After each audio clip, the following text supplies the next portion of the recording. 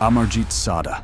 The story begins in Bihar, India, where a boy named Amarjit Sada stunned the world with his chilling confessions. At just 7 to 8 years old, between 2006 and 2007, he murdered 3 infants. The first victim was his 6-month-old cousin, left briefly in his care. Instead of watching over the child, Amarjit pinched, tortured, and then strangled him. Family members knew what he had done, but concealed the truth, treating it as a family matter. Encouraged by this silence, he struck again, killing his 8-month-old sister while his parents slept. Still, no one reported him. The final killing happened in May 2007, when he lured 6-month-old Khushbu, the daughter of a neighbor from a primary school, strangled her, and smashed her with a brick before burying the body. Amarjit was born in 1998 into poverty in Mushahari village. His father, a laborer, struggled to provide for the family. Rumors suggest neglect and even abuse, but what is certain is that Amarjit grew up without guidance or boundaries. Psychologists later remarked he had no clear sense of right or wrong, possibly indicating conduct disorder. Villagers had already whispered about him before the final murder. When police finally arrested him in May 2007, the boy calmly confessed, asking for biscuits during questioning. He smiled as he recounted how he killed, leading officers to the shallow grave. Experts concluded he was a sadist who found pleasure in inflicting pain. Under India's Juvenile Justice Act, he was too young to face adult sentencing, so he was placed in a remand home until 18. In 2016, he was released with a new identity, Samarjit, to protect him. As of 2025, no one knows where he lives, though speculation continues online about his release. His case remains a haunting reminder of how neglect and untreated psychological problems can manifest into unthinkable violence. Cayetano Santos Godino. In early 20th century Buenos Aires, Argentina, a small boy with large ears became one of the city's most feared figures. Cayetano Santos Godino, born in 1896, was nicknamed El Petiso Orejudo, the big-eared midget. His crimes began shockingly early. At 7, he beat a toddler and left him in a ditch. At 9, he strangled and buried a young girl alive. By the age of 16, he had murdered at least 4 children, attempted to kill 7 more, and committed numerous acts of arson. Godino's childhood was shaped by poverty and abuse. His parents were Italian immigrants, and his father, who suffered from syphilis, was alcoholic and violent. Cayetano exhibited disturbing behavior from a young age, killing animals, setting fires, and showing no interest in school. By age 10, his father even had him jailed for compulsive masturbation. Doctors noted his deformities and antisocial tendencies, but little intervention was provided. In 1912, his crimes escalated dramatically. He set fires to watch firefighters struggle, strangled a 13-year-old boy, and set a girl's dress ablaze, leading to her death from burns. His final victim, 3-year-old Gesualdo Giordano, was lured with candy. Cayetano strangled him, tied him up, beat him, and hammered a nail into his skull. Chillingly, he later attended the boy's wake and touched the wound on the corpse. Police arrested him on December 4, 1912, after finding blood-stained clothes and newspaper clippings at his home. He confessed to everything. Psychiatrists labeled him insane and destructive, and at 16 he was sent indefinitely to institutions rather than executed. He later spent decades in Ushuaia Penitentiary, where inmates once beat him for killing their pet cats. Godino died in 1944 at age 48, his body mysteriously disappearing when the prison was demolished. Today, his case is still recounted in Argentine media, books, and podcasts like Lullaby, the 9-year-old serial killer, Piedad Martinez de la Guila.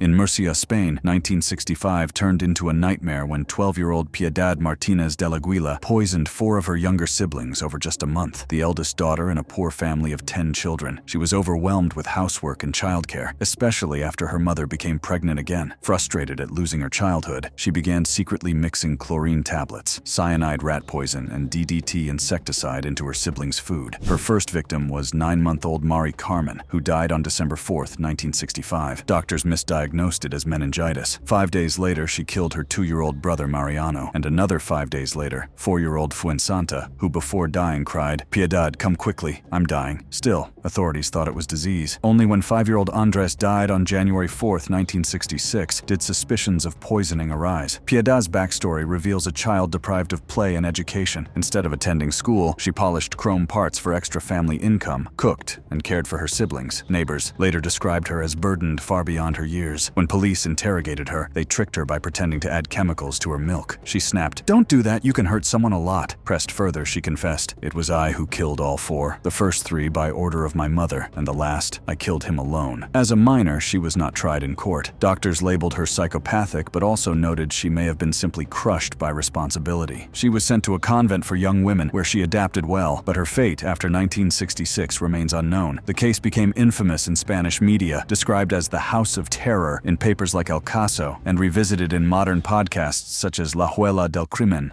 Craig Chandler Price. Jumping forward to the U.S. in the late 1980s, Rhode Island became home to one of America's youngest serial killers, Craig Chandler Price. At just 13, he committed his first murder, stabbing neighbor Rebecca Spencer 58 times in 1987. 2 years later, under the influence of drugs, he butchered a mother, Joan Heaton, and her 2 daughters, aged 10 and 8, with over 140 stab wounds combined. Price's upbringing in Warwick was difficult. One of the few black children in a white neighborhood, he claimed he experienced racism that shaped his anger. By his early teens, he was already known to police for burglary and assault, yet to neighbors, he could seem cheerful, even playful, making the later revelations shocking. On September 5, 1989, police noticed a cut on his finger matching blood at the crime scene. A search of his home uncovered bloody knives and gloves. In custody with his mother present, Craig confessed coldly. He mimicked the victim's dying sounds, displaying no remorse. A chilling audio tape of his confession later surfaced, shocking the public further. Then I was like, oh, what the hell? I ran into the kitchen. On top of the refrigerator was a knife. And I just killed them. Price. All right, so you put the clothes in the attic, you put the knives in the shed. What else do you do? Live with guilt till I get caught.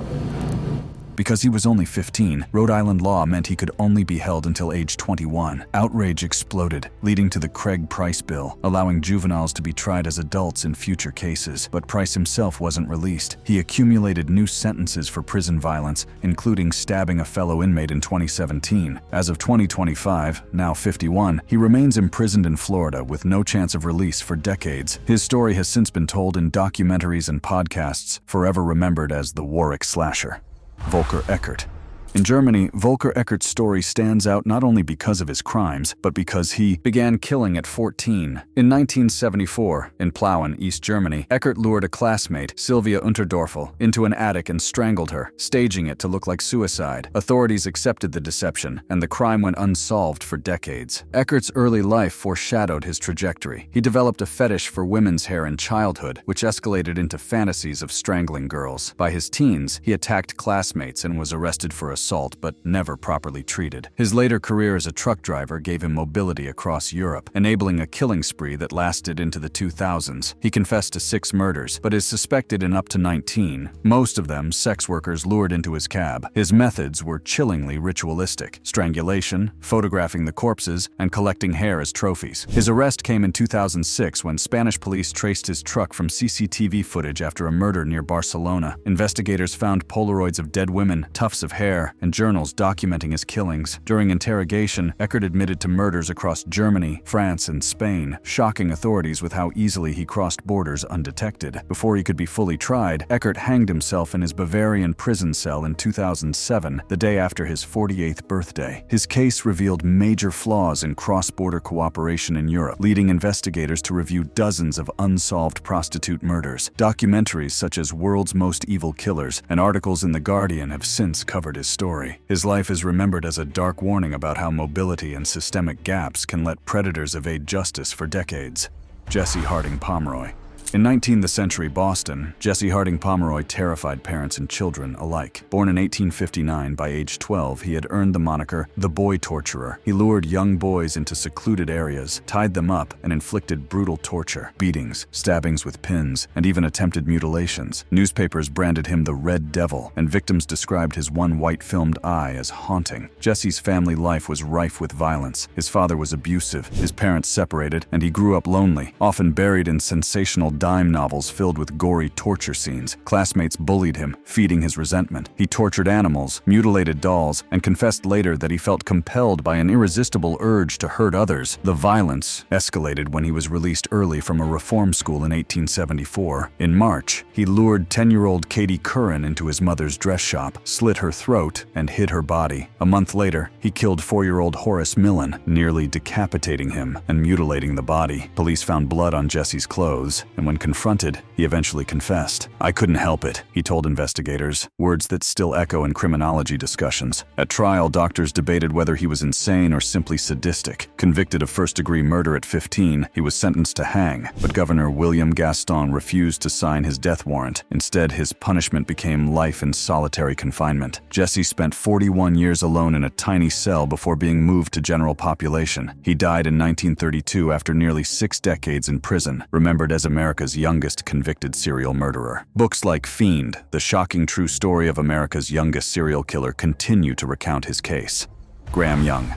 England's teacup poisoner, Graham Frederick Young, showed how scientific curiosity can transform into cold-blooded murder. Born in 1947, Graham began experimenting with poisons at age 13. Fascinated by chemistry and notorious poisoners, he tricked pharmacists into selling him deadly chemicals. His early life was marked by loss. His mother died when he was a baby, and though his father later remarried, Graham was socially withdrawn and obsessed with Nazi ideology and toxicology. He read constantly about chemicals and kept meticulous notes. In 1961, at just 14, he began poisoning his family. His stepmother Molly became his first fatal victim in 1962 after months of mysterious illness. His father and sister were also poisoned, but survived. When suspicions grew, police searched Graham's room and found poisons and diaries detailing his experiments. Committed to Broadmoor Hospital, he warned staff chillingly, "When I get out, I'm going to kill one person for every year I've spent in this place." Despite this, he was released in 1971 after 9 years. Almost immediately, he resumed his poisonings, this time at his workplace, John Hadland Laboratories. He laced tea and coffee with thallium and antimony, sickening dozens of co-workers. Supervisor Bob Eagle and colleague Fred Biggs both died painful deaths. Graham's detailed notes provided damning evidence when police arrested him. In 1972, he was convicted of 2 murders and multiple attempted murders, receiving a life sentence. He died in prison in 1990, officially from a heart attack, though rumors of self-poisoning persist. His story inspired the black comedy The Young Poisoner's Handbook and remains a chilling case of intellect twisted toward lethal obsession. Edmund Kemper. Known as the co-ed killer, Edmund Emil Kemper III was born in 1948 in California and began killing shockingly young. At 15, after years of abuse from his domineering mother, Kemper shot his grandmother during an argument, then killed his grandfather to spare him the shock. He later said, "I just wanted to see what it felt like to kill Grandma." His childhood was filled with red flags. He decapitated cats, played violent execution games, and fantasized about murder. Sent to Atascadero State Hospital, he manipulated psychiatrists, memorized test answers, and was released at 21 despite warnings not to live with his mother. Ignoring that advice, he moved back in with her, harboring festering resentment. Between 1972 and 1973, he targeted female college students hitchhiking in Santa Cruz. He picked them up, killed them through shooting, strangling, or stabbing, then mutilated the corpses. He performed acts of necrophilia, dismembered the bodies, and even buried heads in his mother's garden, facing her window as a taunt. Victims included Marianne Pesci, Anita Luchessa, Aiko Ku, and 4 others. In April 1973, Kemper finally turned his rage on his mother. He bludgeoned her, decapitated her, and committed horrific acts of humiliation with her corpse. He then killed her friend Sarah Hallett before fleeing. Days later, he called police from Colorado and confessed. Tried and found sane, Kemper requested death, but instead received 8 life sentences. Now in his 70s and wheelchair-bound, Kemper remains imprisoned in California. He has become an unlikely figure of fascination, even narrating audiobooks for the blind. His interviews with the FBI contributed to profiling techniques, but his own words about his compulsion. One side of me says I'd like to talk to her. The other side says, I wonder how her head would look on a stick, show why he remains one of the most notorious killers. Eric Smith. In 1993, the small town of Savona, New York, became the scene of a crime that shocked America. 13-year-old Eric Smith lured 4-year-old Derek Roby into a wooded area after spotting him walking alone. There, he strangled the child, dropped large rocks on his head, and sodomized him with a stick. The brutality stunned investigators, especially given Eric's age. Eric's childhood revealed troubling signs. Born in 1980, he was bullied for his red hair, freckles, and large glasses. Classmates called him Ginger and Freddy Krueger. At home, he struggled with rejection and anger, often displaying violent outbursts. Psychologists later suggested he suffered from intermittent explosive disorder. The day of the crime, Eric had been riding his bike when he saw Derek. Authorities said the attack seemed impulsive, born of pent-up rage. Eric confessed soon after, describing how he couldn't stop himself. In his words, "I wanted to hurt him. I wanted to see what it felt like." Tried as an adult, Eric was convicted of second-degree murder in 1994 and sentenced to 9 years to life. He was denied parole multiple times due to lack of remorse, but eventually released in 2022, nearly 30 years after the crime. His release sparked debate. Could someone who killed so brutally at 13 ever be rehabilitated? To this day, documentaries and articles revisit his story as a reminder of the blurred lines between juvenile anger and adult violence. Jordan Brown. In 2009, the quiet of Wampum, Pennsylvania, was shattered when 11-year-old Jordan Brown murdered his father's pregnant fiancée, 26-year-old Kenzie Hauk. Using a youth model shotgun gifted by his father, Jordan shot her in the back of the head while she slept. Hauk's unborn child also died, making the crime a double homicide. Jordan's upbringing seemed at first glance unremarkable. Born in 1997, he was described as polite, a good student, and close to his father. But tensions grew when his father's new relationship blended families. Reports suggested jealousy toward Hauk's 2 daughters, who now lived with them. On the morning of February 20th, 2009, Jordan carried the shotgun into Hauk's bedroom and fired. He then boarded the school bus as if nothing happened. Hauk's 4-year-old daughter later discovered the body. Police quickly turned to Jordan after noticing inconsistencies in his statements. The legal battle became one of the most controversial juvenile cases in U.S. history. Initially charged as an adult, Jordan faced the possibility of life in prison without parole. Appeals argued that the evidence was circumstantial, and in 2018, Pennsylvania's Supreme Court overturned his conviction. After nearly 9 years in detention, Jordan was released, his record expunged. Today, Jordan maintains his innocence, insisting he never pulled the trigger. His case highlights the complexities of trying children as adults and remains a flashpoint in debates about juvenile justice. The coverage continues to divide public opinion. Alyssa Bustamante.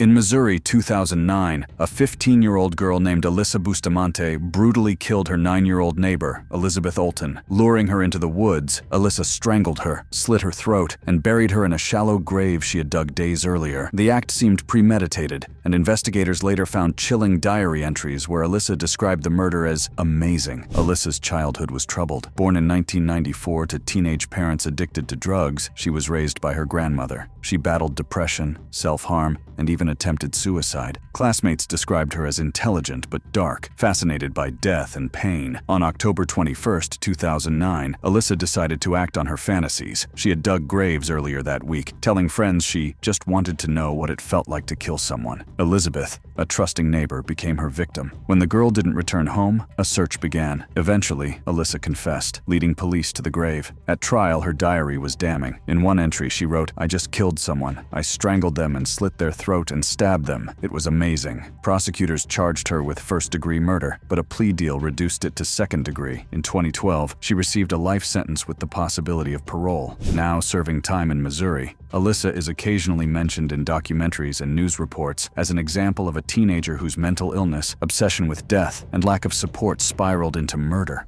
Jasmine Richardson.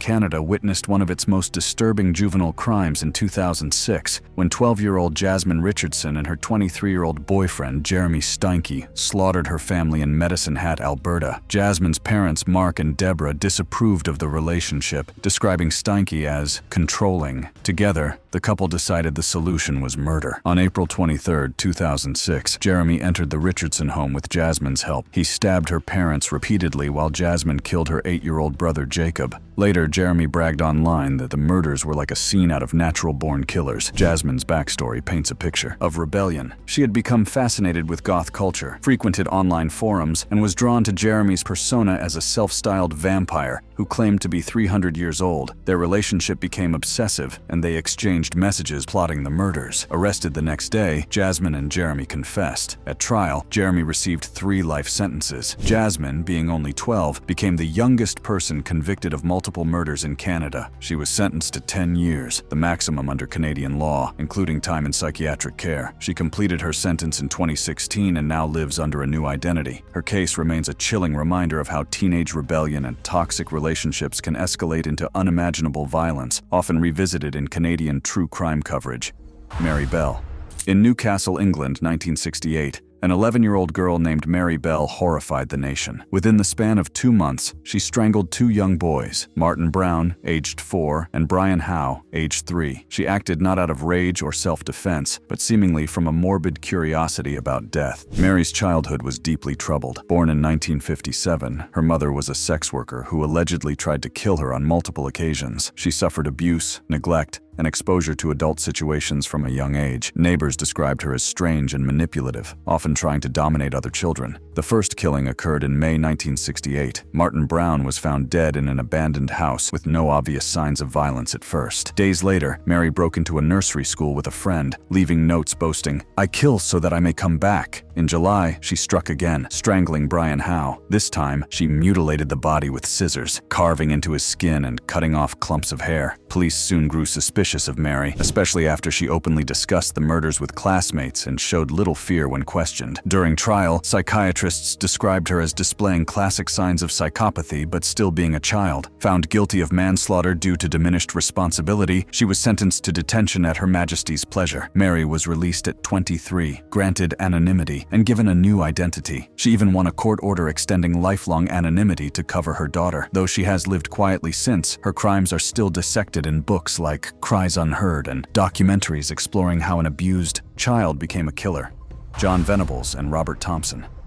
In February 1993, the UK was shaken by one of its most infamous crimes when 2 10-year-old boys, John Venables and Robert Thompson, kidnapped and murdered 2-year-old James Bulger in Liverpool. The crime remains one of the most shocking examples of children killing a child. On February 12th, the pair skipped school and wandered a shopping mall. They spotted James, briefly unattended by his mother. Leading him away, they took him on a long walk over 2 miles, during which they beat him, threw paint in his eyes, and subjected him to horrific injuries. Finally, at a railway line, they struck him with bricks and an iron bar before leaving his body on the tracks to be struck by a train. Their backgrounds were grim. Both boys came from troubled homes marked by neglect, abuse, and absent fathers. John was described as emotionally disturbed, while Robert was considered the ringleader, manipulative and controlling. Teachers and social workers had raised concerns about both, but nothing prevented the tragedy. CCTV footage showing the boys leading James away became infamous, one of the first times such footage played a role in solving a case. The brutality shocked Britain, and their trial became a media frenzy. Found guilty of murder, they were sentenced to custody until 18, the youngest convicted murderers in modern British history. Both were released in 2001 with new identities. Thompson has lived quietly since, but Venables has repeatedly reoffended, facing prison time for child pornography charges. The case continues to spark debate over juvenile justice, rehabilitation, and whether children who commit such acts can ever truly change. The haunting story of James Bulger remains etched in British memory.